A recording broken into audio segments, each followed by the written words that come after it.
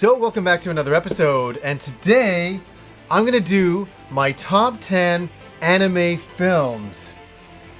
I've been asked to do this list for a long time, and I thought, let's sit down, let's do it. I brought out a whole bunch of stuff to illustrate all my points about why these films are some of my favorites. And also, just to let you know, this is just my list. This is not your list. These are just my personal picks. If you have your own top 10 list, please leave it down below in the comment section. Love to see it. Love to hear about some other anime films that maybe I've missed. And also, as one more point, this is for films, not OVAs, not original video animations as they were released in Japan. So just so we get that clear, we're just going to do films today. So here we go at number 10. At number 10, this is a guilty one for me. I gotta say it's a guilty one for me. And that is Dirty Pair Project Eden. Now, this is as old school as you really get. This is from the 80s. It's from 1986, I do believe. A lot of fun. This is a guilty pleasure. This is not something that's going to change your life. It's just about our two main characters, Kai and Yuri. They go to this planet. They meet a mad scientist. They put on some mech suits. They fight a whole bunch of monsters. It's fun. It's a lot of fun, and I remember seeing this in 1988 on VHS, and I was blown away. And this was still my first introductions to Japanese animation, and it's a nostalgic one, and so that's why it's number 10. At number 9 comes Venus Wars. Now, wow, I've loved this for a very, very long time. There was a comic adaptation, and this is the original. I had it on VHS, and then I bought the DVD, and then I just bought the brand new Discotheque remastered version of it. This is a very, very solid film, and it takes place on Venus, and Venus has been colonized. And there's a great war that's going on, and this is about a motorcycle guy who does all these races, and he gets sucked into this war, and it's about like what happens to him as a character and what happens to his friends. And it's a very, very mature film, and it's very serious. And I really recommend it. I used to read the comic book back in the day. I used to pick that up, I think, in 1988. And I think this movie came out in 1988. Or was it 89? It was 89. So, highly recommend Venus Wars. They're a very serious, cool, off-world type of anime that is... The animation is incredible. You've got to see it. At number 8, we have to go way, way back to 1979 when this amazing film was created. And I mentioned it in my Anime Rocks video. It just changed the way I looked at animation and story concept in animation, and that is Galaxy Express 999. I rented this for my birthday in 1985.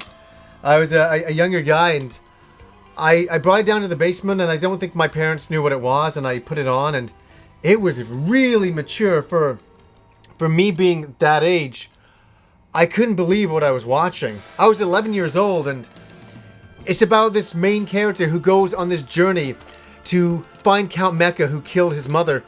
And he goes off in this amazing journey with Maytel. And they end up at a certain planet, a certain mechanized planet in the end. And wow, it's very emotional. That's one thing I will say about Galaxy Express. It's a real emotional journey, and as a kid, I was really disturbed by some of the themes of it.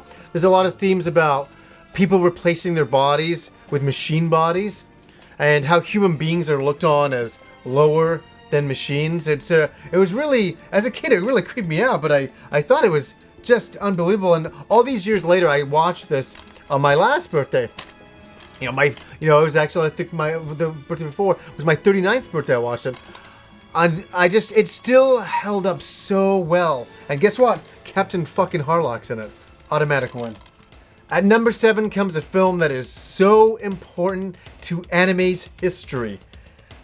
There's a lot of films that have changed things. Project Echo really changed things. Now, originally this was meant to be a parody movie. Originally it was supposed to be a semi-hentai.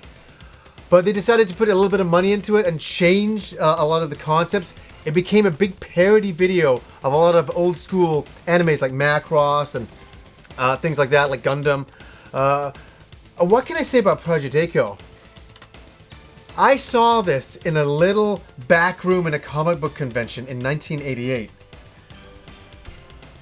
And I could not believe what I was watching. I mean, it was so unique. It was so unique. These girls in school, one of them has these incredible... This sounds so stereotypical, but you have to understand, this is the first film we'd ever seen like this over here. Where, you know, there's this one girl with these amazing, you know, powers. She's like Superman. Or Superwoman. And there's this other girl in school that she's friends with. And then there's this other girl who is jealous of their friendship and starts building all these giant machines to try to get rid of the other girl so she can be with this, you know, one girl, Seiko. Eiko, Biko, and Seiko, that's the name of the characters. And then this whole other, like, spaceship armada comes to Earth. And they're all sucked into the middle of it. It had everything that a young guy wants, honestly. It had hot women. There had this, like, strange sexual tension triangle that was going on. Huge mechas. Amazing explosions. Incredible action. I love Project Echo. For that fact alone. But what it did when it kind of came out in America, when people were discovering it in the back rooms, you know, the art style, all of a sudden, the anime art style was brought to the forefront.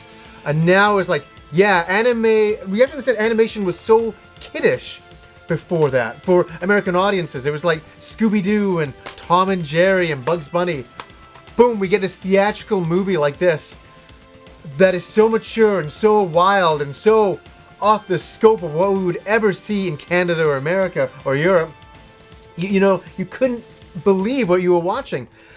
And all of a sudden, everybody was like, what is this? This is anime. This is anime. And people, a lot of artists at that time were saying, I want to draw that style. I love this stuff so much, I want to start drawing it. And a lot of companies, back then, a lot of the very beginning comic book companies that do anime style, like Antarctic Press, this is where they were all influenced from. Project Echo. And here, I've got to show you this. My giant laser disc I got back in the day. I thought you guys would get a kick out of that. Yeah, I'm hoping that this comes on Blu-ray sometime soon, but what a fun film. The fun factor in this is a 10. Now, I can't get through this list without having at least one Gundam film. But I picked the best. I believe one of my favorites. One that I think if there was ever you know, like a poll, I think a lot of people would agree with me on this. And that is Mobile Suit Gundam, Chars Counterattack. This is serious Gundam here. This is serious Gundam. And I'm a fan, I gotta say, to begin with, of obviously the, you know, Zeta Gundam, Double Zeta Gundam, 0080, 0083, even Formula 91 I like quite a bit. It is the head-to-head battle of Char and Amora Ray, one of the best Gundam pilots in the Federation, and I can't say anything because the whole film is based on a lot of what happens in the end. A lot of the reasons why I pick it is because of what happens in the end. It's so big.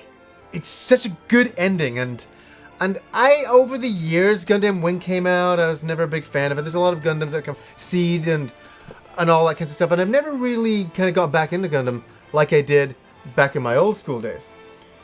I highly recommend this film. If you're a Gundam fan and you've never seen Chars Counterattack, you gotta see it. A must-see Gundam film for fans of Gundam.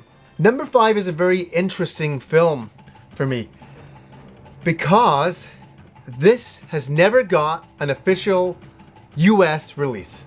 Never had an official US release. And that is Arion, The Crush of Olympus.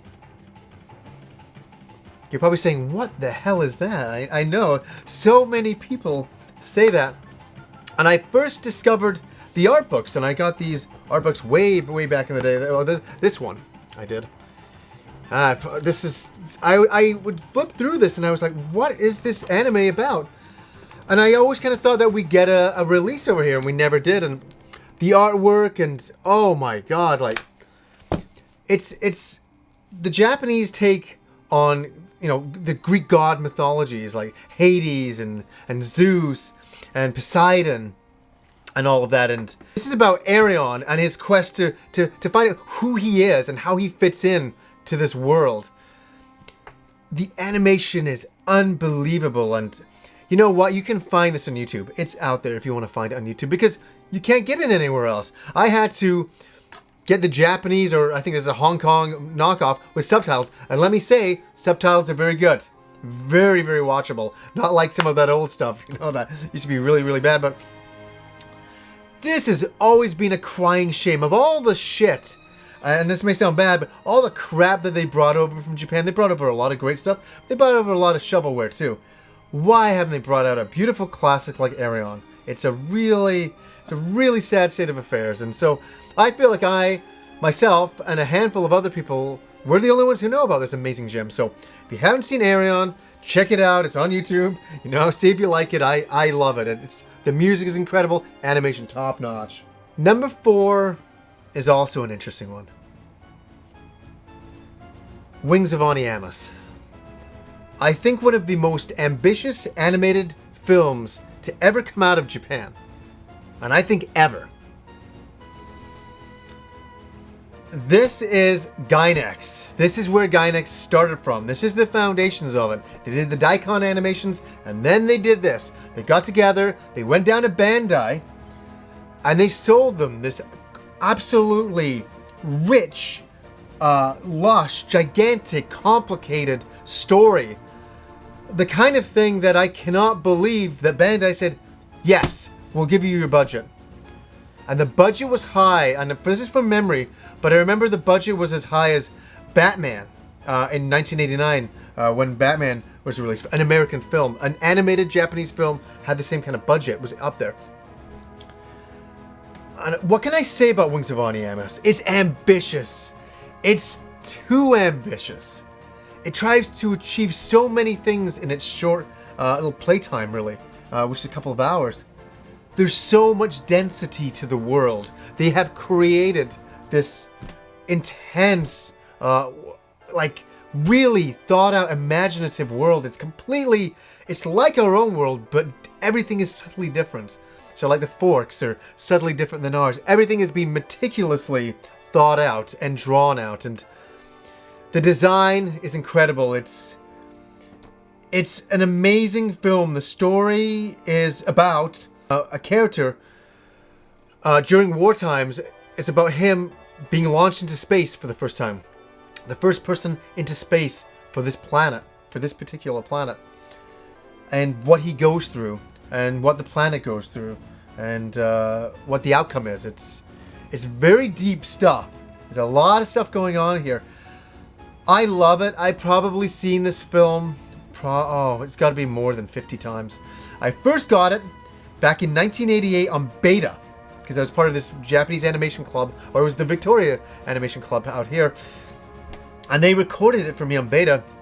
No subtitles back then. It was like a 5th generation beta tape, and it was really grainy and stuff like that. No subtitles, and I watched the whole thing and I understood it. I totally got it. That's how readable the film was in its visuals.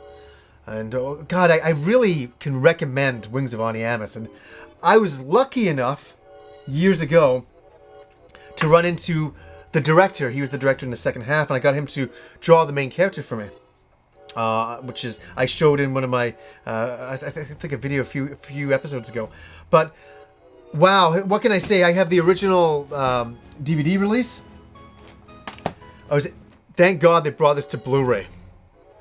Picked that up on Blu-ray. Wonderful. And have the art book here. I've always had the art book here. Really nice stuff. I can't say enough incredible things about Wings of Honneamise. It's deep stuff.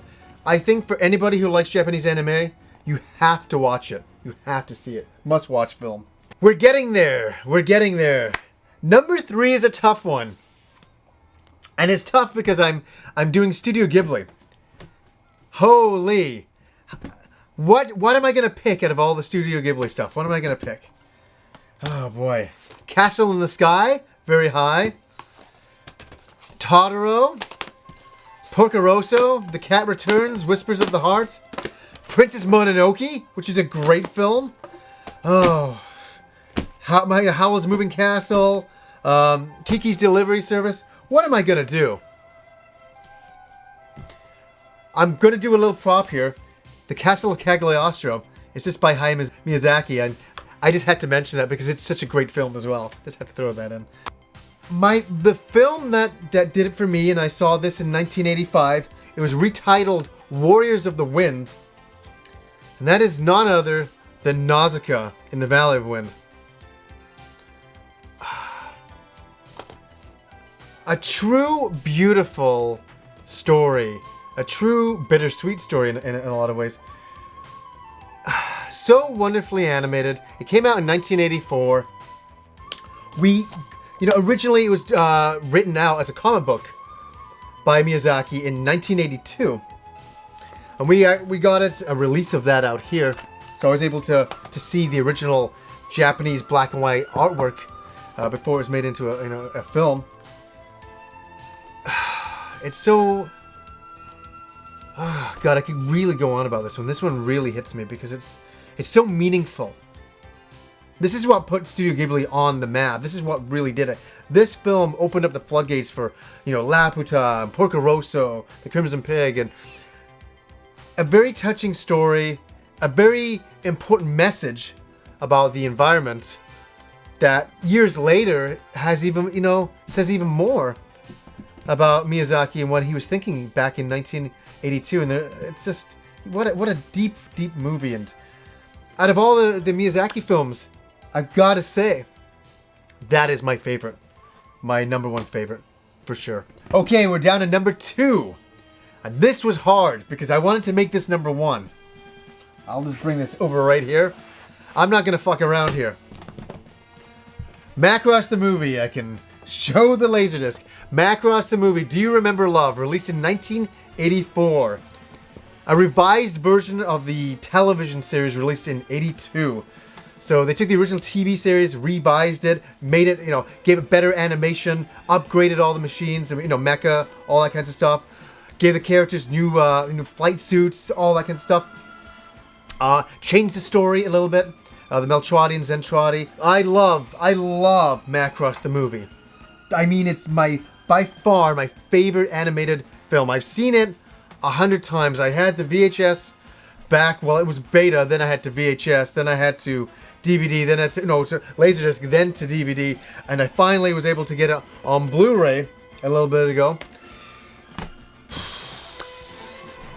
Haven't you heard of Macross the movie? If you haven't heard of Macross the movie, it's such a huge storyline. It really is about this battleship that we recovered from an alien race, and we re-engineered it, and it's able to transform into a giant robot. Of course it is, right? But it's mankind's last stand against a huge armada. I mean, a massive warlike armada of Zentrati and Meltrati. They're giants. And we were able to engineer a lot of their technology, a lot of the alien technology.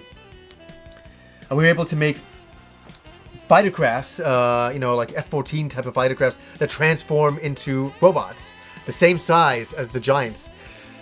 And it's about the struggle, and it's about how their race has never seen our culture before. It's deep stuff. It's awesome. It's fun. It's a lot of cool shit going on here. I could go on about Macross the movie for an hour and a half. Okay, so I gotta cut it short. Macross the movie, and I got the beautiful Macross Gold Book for Christmas back in 1987. But it's Macross the movie, definitely almost number 1. We're finally here. I know, we finally got here. Number one, and I want to justify all of my answers. And I don't want to say this is it. This is number 2. Number 1, Akira by Katsuhiro Otomo. How can it not be number 1? The first time I'd ever heard of Akira was, I think, in 1987. Marvel Comics was bringing out an adaptation of Akira, which obviously in Japan was a black and white comic book. But because us American people and Canadian people, we can't stand them black and white backwards comics, we got a reverse comic. That's the normal way that we would read comics. And they colored it. They colored his beautiful black and white artwork. And I didn't complain at the time. I was happy to read a brand new, at that time, Japanese manga, Japanese comic book. I was like, wow, Akira, what is this? And I bought a whole bunch of these. This is my #1 issue here, and it just takes place, with I think everybody's seen Akira. Do I really need to go on about the storyline? Great comic book, ran for like 2,000 plus pages in Japan, and he made the movie while he was still finishing the comic book. And what did I have? I saw it in the theater in 1988. I saw it twice in the theater, and it blew my mind. I'd never seen an anime or an animated film that was animated so well. The animation is one thing. The animation's unbelievable. But the story was so adult. I guess that's the best way I can put it. It was very, very serious. There's a lot of scenes in that movie I was like, oh my god. I felt like because I was a younger guy, I'm like, should I be watching this? Should I have like some parental, discretion here? Like, should I be really watching this? But I was able to finally get a copy in beta. And then I got a copy in VHS. And then I was able to buy the Steelbook DVD, I think back in 2000, 2001-ish, somewhere in there. I was able to buy that. And then they released the Blu-ray.